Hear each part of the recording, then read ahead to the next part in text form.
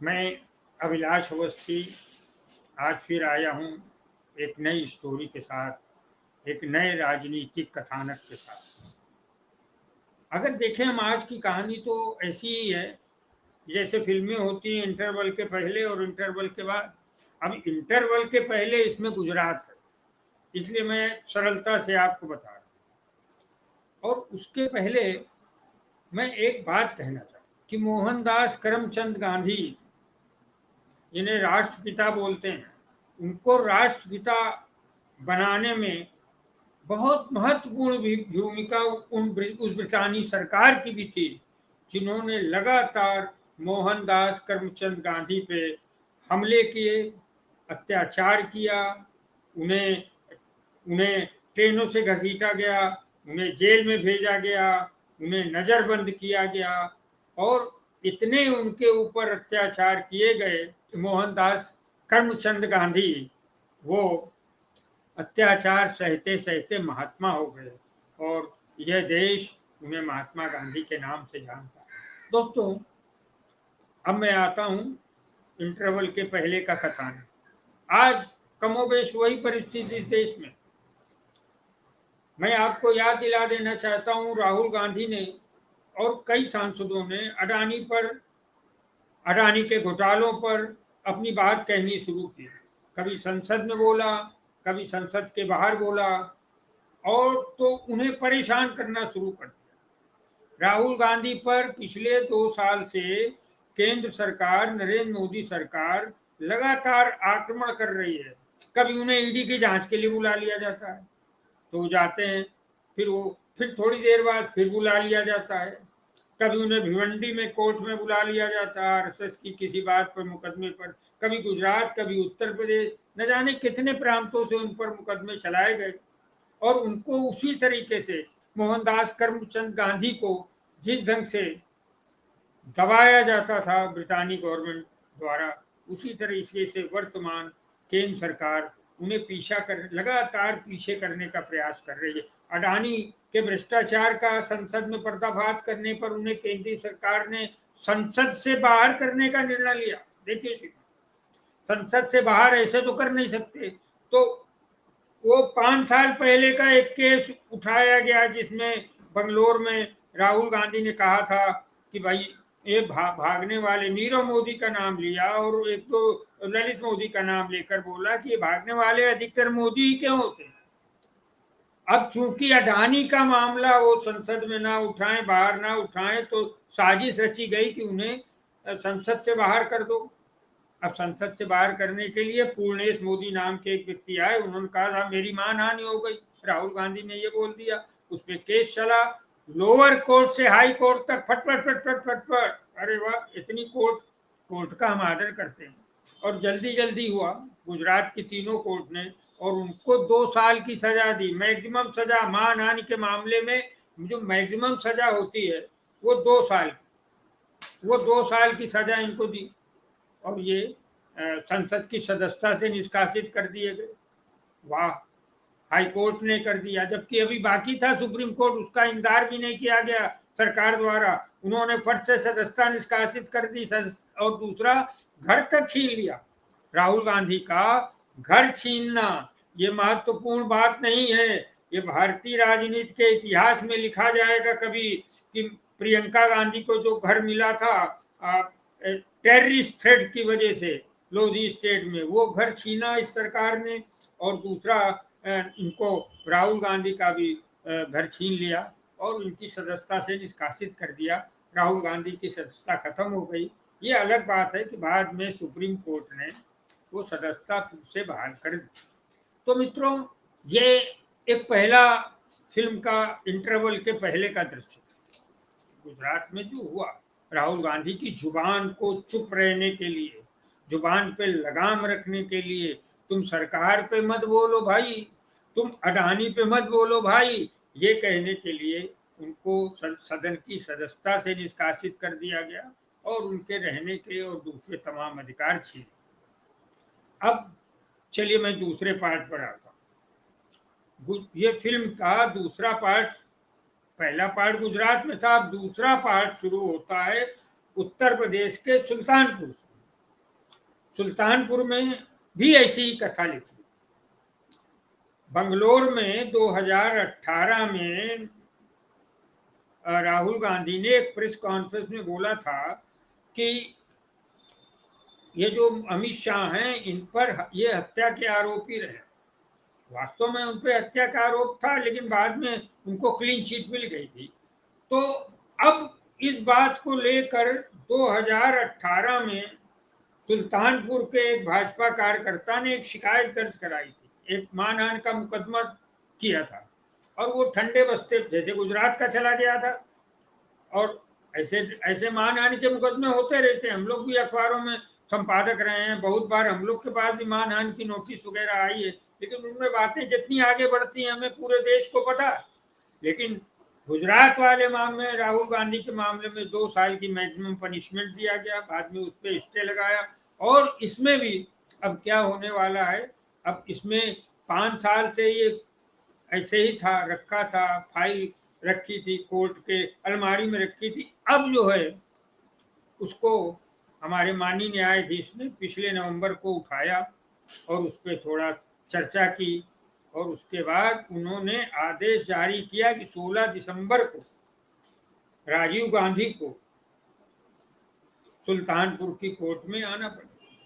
देखिए 2018, 18 के बाद 19, 19 के बाद 20, 20 के बाद 21, 21 के बाद 22, ये सब चलता रहा। लगता है इंतजार किया जा रहा था कि लोकसभा का चुनाव आए और उस समय ऐसे केसों को हम एक्टिव करें, सक्रिय करें। तो उन्होंने जो हमारे हमारे वहाँ विजय मिश्रा है शायद, तो उन्होंने ये केस दायर किया। खैर अभी माननीय न्यायाधीश ने आदेश किया है कि 16 दिसंबर को आप राहुल गांधी यहाँ आइए, और आपको आना पड़ेगा। कई बार ऐसा होता है, और कोर्ट का आदेश है, कोर्ट का हम सम्मान करते हैं, और उनको 16 दिसंबर को जाना पड़ेगा। और चर्चा तो ये है कि 16 दिसंबर को उन्हें फिर बुलाकर शायद सजा दे, हो सकता है उनकी गिरफ्तारी भी करें। पहली बार गुजरात में उनको सजा दी गई, मैक्सिमम पनिशमेंट आज तक सिर्फ 2 लोगों को मिला। एक राहुल गांधी को उसके पहले मिला था, और जिसको पहले मिला था उस पर स्टे भी हो गया था, राहुल गांधी पे भी हुआ। अब दूसरी बार फिर इनको इन्होंने पनौती शब्द का उच्चारण किया पिछले दिनों तेलंगाना में या शायद राजस्थान में। तो उससे उन पर पहले अडानी पर रोक लगाने के लिए कोर्ट में भेजा गया, संसद की सदस्यता रद्द की गई। अब दूसरी बार पनौती पर। अरे भाई क्या है ये पनौती, कोई बड़ा गाली का शब्द है क्या? ऐसा कुछ नहीं। हम तो खुद भी चाहते हैं कि हमारे माननीय प्रधानमंत्री को कोई ऐसे शब्दों का इस्तेमाल नहीं करे जो होते हैं, लेकिन अभी जनता कहती है। अब ट्विटर में ट्रेंड क्या राहुल गांधी ने कराया क्या? ट्विटर में ट्रेंड कैसे होता है ये सबको पता है। तो ये बड़ी दुर्भाग्यपूर्ण बात है। खैर अब उन्हें पनौती शब्द का उच्चारण करने पर इन्हें मानहानि के बहाने कोर्ट बुलाया गया। अब चुनाव में 5 महीने बचे, लोकसभा। पहला गुजरात का चुनाव सुन लो मेरे मित्रों, पहला गुजरात में इन्होंने उनको सजा दी तो क्या हुआ? आपका ये पिछले चुनाव दोनों हार के आ रहे हैं, हिमाचल हार के आ रहे हैं, कर्नाटक हार के आ रहे हैं, उपचुनाव हार के आ रहे हैं, है ना। अब दोबारा आप सुल्तानपुर के माध्यम से सजा देंगे तो क्या होगा आपको पता है, क्योंकि 4 महीने बाद फिर चुनाव है। मैं ये कहना चाहता हूं अपनी बात को सुधार कर कि पिछली जो आपने गुजरात में बात की थी, जो मानहानि का दावा किया था, उस पर क्या हुआ कि आपको वोट परसेंटेज कम हुआ। भारतीय जनता पार्टी की तमाम जगह थू थू हुई, तमाम लोगों ने क्रिटिसिज्म किया। और ये जो सर्वे आ रहे हैं वो क्या बता रहे हैं कि आप 5 जगह हार रहे हो। तो ये उसी गुजरात का मानहानि का दावा है, जो उसकी सदस्यता हटाई थी, उसका परिणाम है कि आप 5 जगह हार रहे हो। अब आपने नया मुकदमा शुरू कर दिया है, तो लगता है 2024 भी आप जीतने की मंशा नहीं रखते हैं। खैर वो चुनाव है, हम अखबार वाले लोगों की अपनी एक दिशा होती है, अपना एक काम होता है। आप राहुल गांधी को ज्यादा से ज्यादा गिरफ्तार कर लेंगे, गिरफ्तार करके क्या करेंगे? आपको पता है कि राजनीतिक व्यक्ति गिरफ्तार होता है तो वो तपकर कुंदन हो जाता है। राहुल गांधी तपकर कुंदन हो जाएंगे। मुझे बहुत अच्छी तरीके से पता है कि राहुल गांधी को जब आप गिरफ्तार करेंगे तो एनएसयूआई, युवक कांग्रेस, महिला कांग्रेस सड़कों पर उतरकर प्रदर्शन करेंगे। अरे हिमाचल और कर्नाटक के जो विधायक हैं और आगे ये जो जीतने वाले छत्तीसगढ़, मध्य प्रदेश, राजस्थान, तेलंगाना के विधायक हैं, ये भी सड़कों पर उतरकर प्रदर्शन करेंगे। तो अरे मोदी जी, आपने कई हजार करोड़ लगा के राहुल गांधी को पप्पू बनाया। अब उसी राहुल गांधी के जय जयकार के नारे आप क्यों सुनना चाहते हैं भारतवर्ष की सड़कों पर? आप राहुल गांधी को गिरफ्तार करेंगे तो पूरे देश के सिर्फ कांग्रेसी ही नहीं बल्कि इंडिया अलायंस के लोग प्रदर्शन करेंगे और राहुल गांधी जिंदाबाद के नारे लगाएंगे। तो ये वही है आपका प्रयास कि आपने पप्पू को फिर पितामह बना दिया, आपने फिर पप्पू को फिर महात्मा बना दिया, आपने फिर राहुल गांधी को उनका कद बढ़ाया। आपको समझाने वाले लोग नहीं, हिरेन जोशी वगैरह से पूछिए यार कि अगर हम ये कर रहे हैं, कोर्ट में बुला रहे हैं, तो इसमें तो राहुल गांधी जिंदाबाद के नारे लगेंगे ना। तो ये जिंदाबाद के नारे लगवाना तो उद्देश्य था ही नहीं आपका। आपका उद्देश्य था राहुल गांधी को पप्पू बनाना, आपका, अमित मालवीय का, आईटी सेल का। लेकिन सारे लोगों ने आज उल्टा काम शुरू कर दिया है और राहुल गांधी की जय जयकार के नारे लगाने के लिए इस देश को आपने बाध्य किया है। और गांधी, मैं आपको बताता चलूं, गांधी गिरफ्तार हुए, नेहरू गिरफ्तार हुए, सरदार वल्लभ भाई पटेल गिरफ्तार हुए, भगत सिंह गिरफ्तार हुए, राजगुरु गिरफ्तार हुए, अशफाक उल्ला खां गिरफ्तार हुए। इतने सारे देश, जितने लोग गिरफ्तार होते हैं वो इतिहास का हिस्सा हो जाता है। जो भी राजनीतिक या सामाजिक व्यक्ति जब अरेस्ट होता है तो वो भारतीय इतिहास की किताब के पहले पृष्ठ पर उसका नाम दर्ज होता था। तो आपको तो मैं याद दिलाना नहीं चाहता हूँ, आपको तो याद, क्योंकि आप तो शायद इमरजेंसी में भी जेल नहीं गए थे नरेंद्र मोदी जी। अगर गए होंगे तो मुझे तो नहीं मालूम, मेरी सूचना के अनुसार आप नहीं गए थे। लेकिन इमरजेंसी में जो भी जेल गए थे, मुझे याद है वो सारे सब बाहर निकले, चुनाव लड़ा और वो मंत्री बने और उन्होंने पहली सरकार बनाई कांग्रेस के खिलाफ की, जो इसमें मोरारजी देसाई प्रधानमंत्री बने थे। राजनारायण ऐसे व्यक्ति भी जो थे जिन्होंने इंदिरा गांधी को रायबरेली में हराया था। तो मैं सिर्फ ये बोल रहा हूँ कि राहुल गांधी की गिरफ्तारी करके, राहुल गांधी पर अत्याचार करके, राहुल गांधी को बार बार ईडी के झमेले में डालकर, नेशनल हेराल्ड या ये पता नहीं क्या क्या नए केस निकाल कर आप राहुल गांधी को इतिहास के प्रथम पृष्ठ पर तो दर्ज करा ही चुके हैं। अब आप कांग्रेस के वोट प्रतिशत को हर गिरफ्तारी और हर टार्चर के बाद बढ़ा रहे हैं और सिर्फ कांग्रेस के ही वोट को नहीं बढ़ा रहे हैं, इंडिया अलायंस के भी वोट को बढ़ा रहे हैं।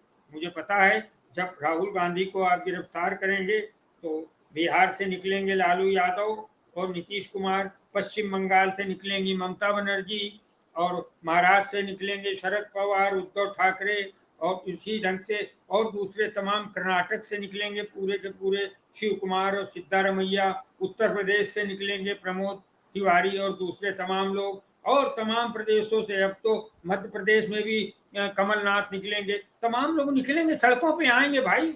आप क्यों उनको बार बार अपनी तरफ से प्रधानमंत्री दोनों देश की जनता बना रही है? शायद आपको इसी बात का डर तो नहीं है कि देश की जनता राहुल, आपकी लोकप्रियता का अभी ग्राफ आया, सर्वे आए आप ही की, मोदी मीडिया के सर्वे आए, जिसमें ये बोला गया कि नरेंद्र मोदी की लोकप्रियता जो है वो राहुल गांधी से कम हो गई। अभी सिम्मी गरेवाल हैं, एक बड़ी अभिनेत्री हैं, उन्होंने एक ट्विटर पे सर्वे किया, मैं आपको याद दिला, उन्होंने ट्विटर पे सर्वे किया, उसमें उन्होंने नरेंद्र मोदी को रखा, राहुल गांधी को रखा, विराट कोहली को रखा और शाहरुख खान को रखा। आपको ताजुब होगा कि सबसे प्रथम नंबर पर राहुल गांधी थे, उनकी लोकप्रियता 35% से अधिक थी। बाकी विराट कोहली थे, शाहरुख खान थे, उसके बाद अंत में नरेंद्र मोदी। ये फिल्म अभिनेत्री का, वो कोई किसी पार्टी की नहीं है, वो किसी गोदी मीडिया की नहीं है। उसने ये सर्वे ट्विटर पे किया और उस पर ये सर्वे आया। कितने सर्वे आ रहे हैं जो बता रहे हैं कि राहुल गांधी की लोकप्रियता, तो आप ये काम करके राहुल गांधी की लोकप्रियता तो बढ़ा ही रहे हैं, साथ में आप एक जो सबसे बड़ा काम कर रहे हैं कि इंडिया अलायंस को 400 सीटों तक पहुंचाने का काम कर रहे हैं, विजित सीटों पर। जो जो जो 400 सीटें जो लोकसभा चुनाव में जीतेगी, मैं उसकी बात कर रहा हूं।